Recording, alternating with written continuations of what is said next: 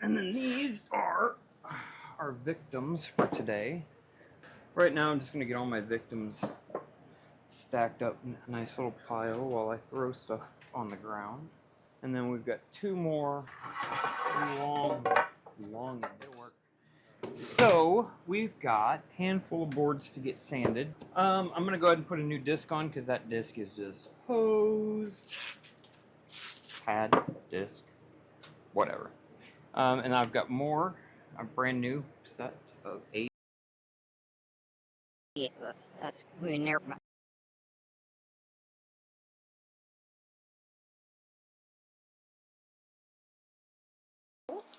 Open that up. Such a pretty day outside. Oh, so great. Here a little bit, I'm going to have to back cars up just a little bit so that I can start grilling. We are making hamburgers for dinner tonight. These are the wrong. Oh, this is, stuffing. I grabbed the wrong pads. I have the corner cat here, and these are for the actual mouse. Okay, so here's some weirdness for you. This one just came out of this box, and it's a 220. Oh, I really did grab the wrong one. Crap. All right, here we go.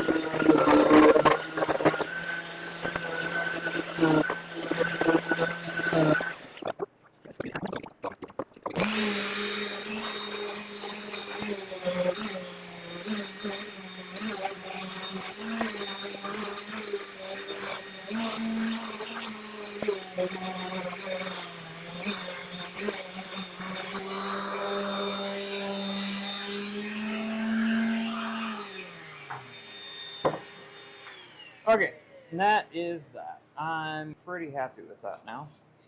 So I think what we need to do next is probably go ahead and move all the wood outside, and then that way we can blow it all off with the air compressor and basically prep it for the next step. Okie dokie, so I am working on rearranging everything. We're going to set up the dollies, or the sawhorses, in the driveway. And then I will put all the boards out there on the sawhorses, and we'll start working on getting them cleaned up. The next thing we're going to do is blow off all the wood. I don't want to say clean, but we're going to get it as dust free as we can. Here we go.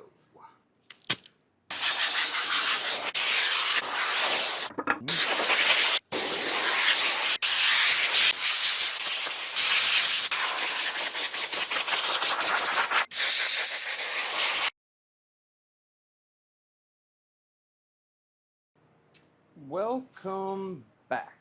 It is Tuesday. When we left off last night, we had finished all of our sanding on our 2x4s. We had not yet begun on sanding the joiners for stain yet. The joiners have only had a 80 grit sanding, and the 2x4s have had 80 grit. Probably should go farther, but I'm pretty happy with 80 grit on the 2x4s.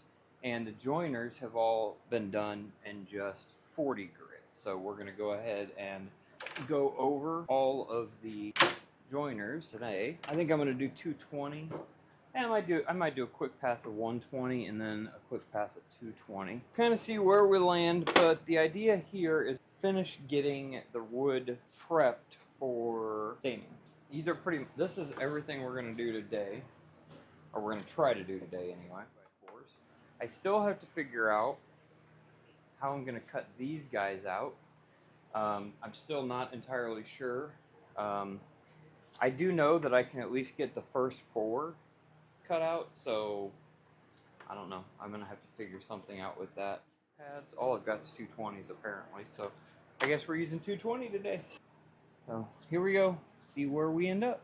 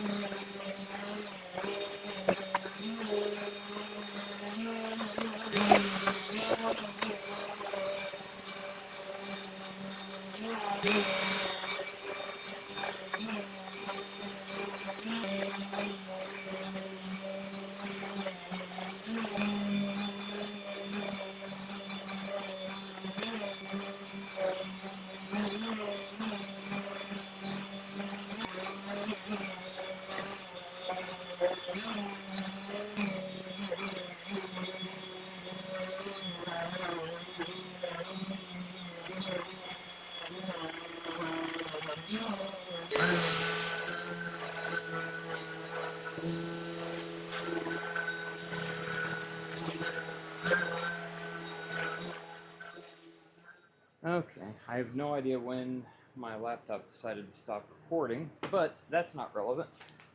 What is relevant is that all of our joiners are now sanded and basically ready to be stained. So I'm going to go ahead and open the garage door and get those blown off, get them cleaned up. No, I'm not either, because I just realized I still have to deal with one dang on part, or 2 pieces that are kind of the bane of my existence at the moment. In a minute you will recognize them. We need to figure out what we're going to do with these guys, because these are literally the last 2 pieces that are holding me up. So I think I know what I'm gonna do. So I think what I'm gonna do, and I don't know if this is probably a bad idea.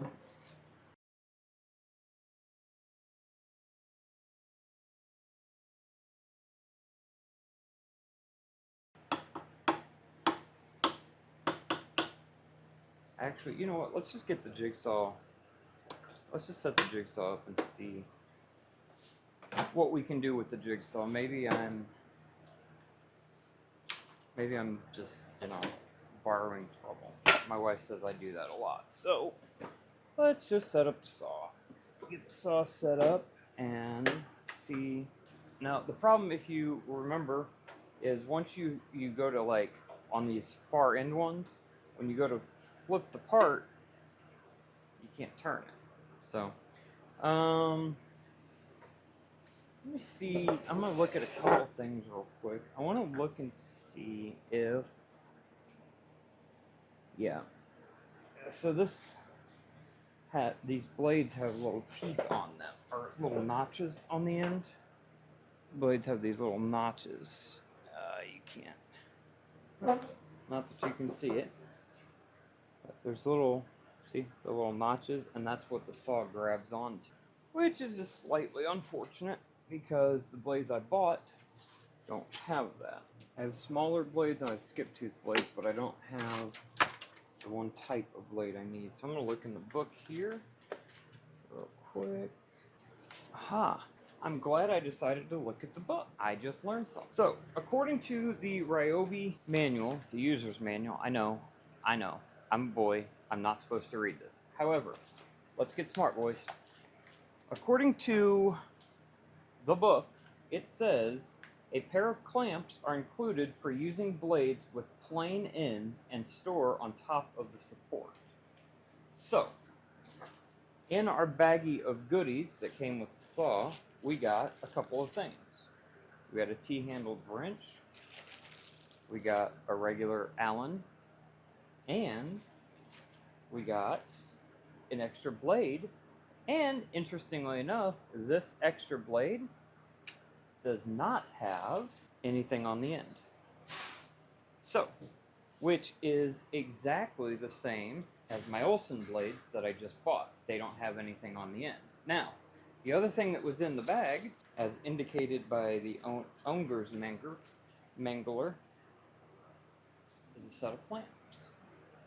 Now, all I've got to do is figure out how in the heck stuffings do you use these. I wonder if you take this off.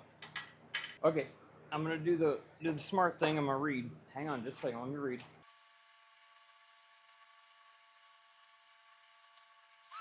Ah, boys, I got it figured out. Okay, so we're gonna go ahead and open one of our nice new spiral tooth blades.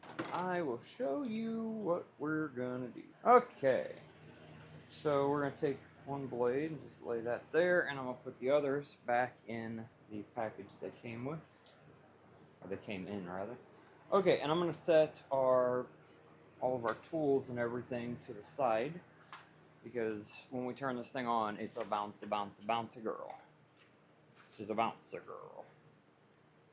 Okay, all my blades and everything are over here, out of the way, safe. Okay, I'm gonna try my best to explain what we're gonna do. So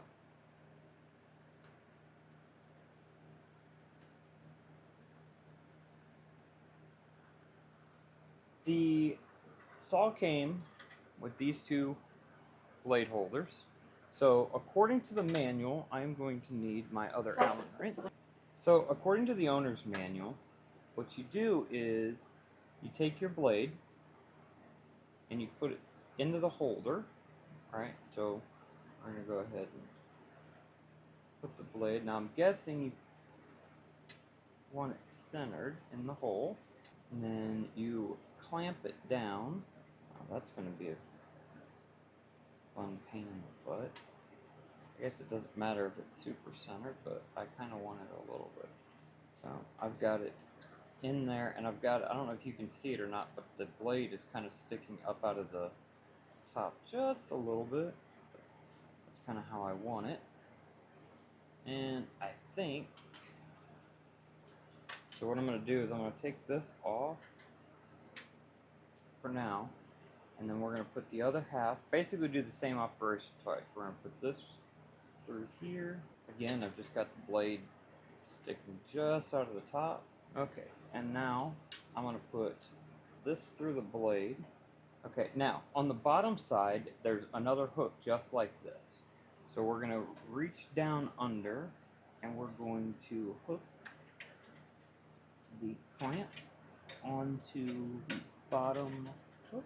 Okay, I got it hooked. You're not going to be able to see it from here, but I will show you in just a minute. And then the other half goes just like that. Either that blade is way too short, or I just have it too far in the holder.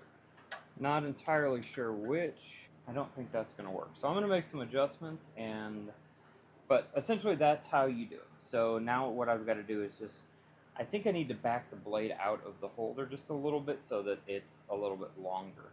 But that's basically all you do. So, alright, I'm going to fiddle around with this, and we'll talk in a bit. Okay, so there we go, and then we can just put our guard back in. I think all we got to do is loosen this up, and then we'll just pull. And this is going to be a pain in the ass having to do this half a dozen times.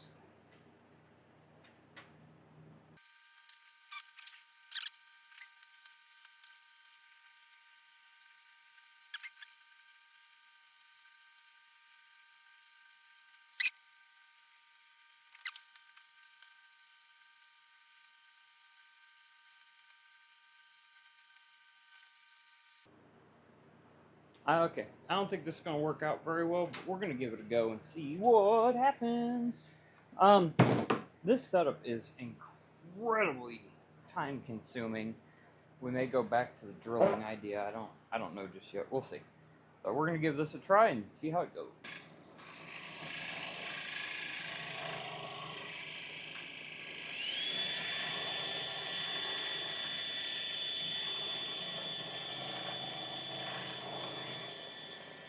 That did actually work amazingly well. But the only real problem with it is that it just takes forever to get the blade back, into a hole and back into its holder. Tension down enough to actually stay where you need it. It's kind of a pain in the ass, honestly.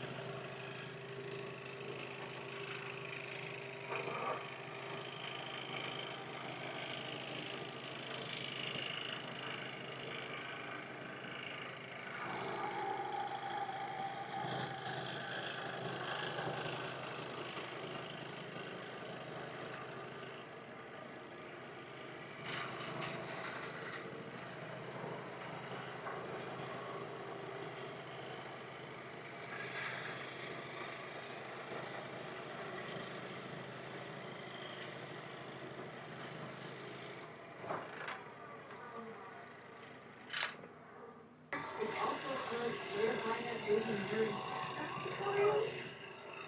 Wow. You see it.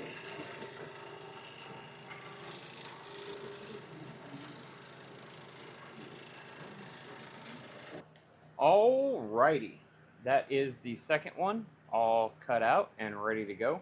So now I'm just going to get the saw out of the way. I'm going to do a quick sanding and then we should be ready to move on to the next step, staining. Once the staining process is done, then we'll be ready for assembly. So we're getting really close, knocking things out one thing at a time. So